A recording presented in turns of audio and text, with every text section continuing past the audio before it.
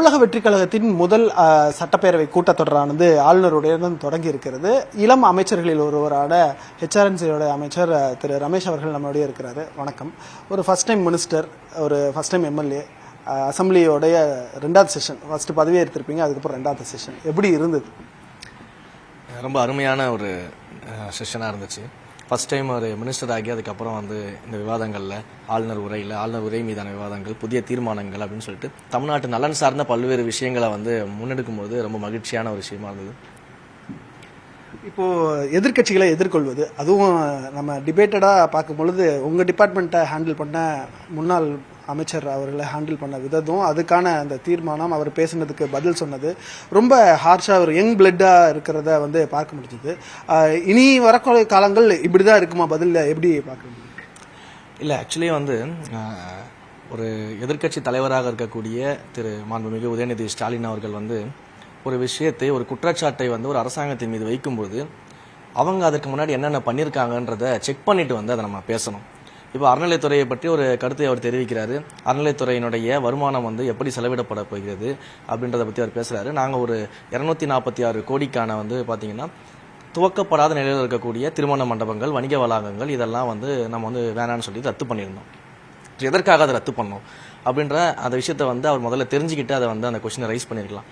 But ஆனால் சம்மந்தமே இல்லாமல் அதை வைத்துக்கொண்டு என்ன பண்ணுறாரு அப்படின்னா, இது ஒரு பிஜேபியோடைய மென்டாலிட்டி, நீங்கள் ஒரு பிஜேபி மாதிரி நடந்துக்க பார்க்குறீங்க, நாளைக்கு கல்வி நிறுவனங்கள் நடக்குமா நடக்காதா, அறநிலைத்துறையில் இருக்கக்கூடிய கல்வி நிறுவனங்கள் எப்படி போகும், இதெல்லாம் நீங்கள் பண்ணுவீங்களா? மாட்டேன். நாங்கள் எங்கேயும் அதை பண்ண மாட்டோம்னு சொல்லவே இல்லையே. நாங்கள் கல்வி நிறுவனங்களை நாங்கள் நிறுத்த போகிறோம்னு சொன்னோமா, இல்லை மருத்துவ வசதிகளை நிறுத்த போகிறோம்னு சொன்னோமா? நாங்கள் அந்த மாதிரிலாம் எதுவும் சொல்லலை.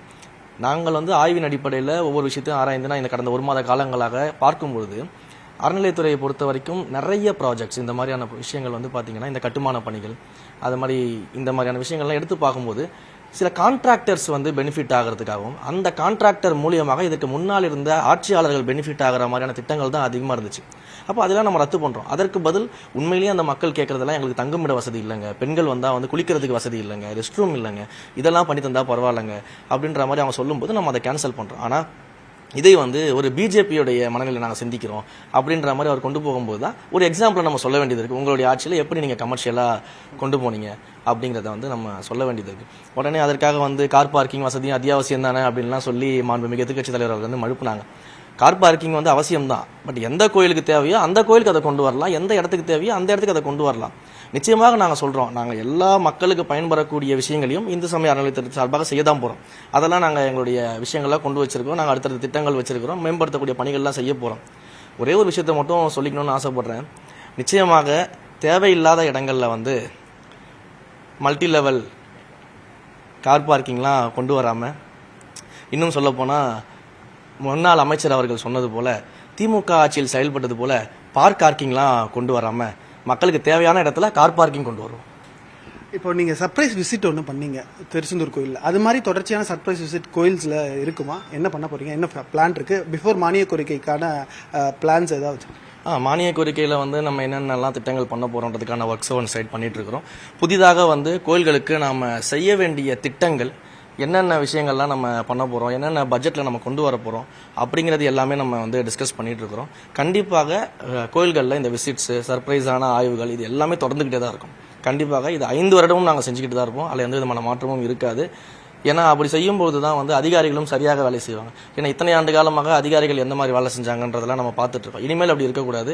எப்படி நாங்கள் நேர்மையாக ஒரு அரசாங்கத்தை நடத்தணும்னு நினைக்கிறோமோ அதுக்கு அதிகாரிகளுக்கு முக்கிய பங்கு இருக்கு. அதனால் அதே நேர்மையோட அவங்களும் நடந்துக்கணும்னு நாங்கள் விருப்பப்படுறோம். துறை சார்ந்த பணிகள் ஒரு பக்கம் போயிட்டு இருக்கும்போது முதலமைச்சரோட கலந்த ஆலோசனைகள், இல்லை இந்த டிபார்ட்மெண்ட்ஸை பற்றியான ஆய்வுக் கூட்டங்கள் எல்லாம் தொடர்ச்சியாக சிஎம்ஸோடையும் கன்சல் போயிட்டு இருக்கு. எப்படி பார்க்குறீங்க? சிஎம்ஸ் என்னென்னலாம் அறிவுரையெல்லாம் கொடுக்குறாங்க?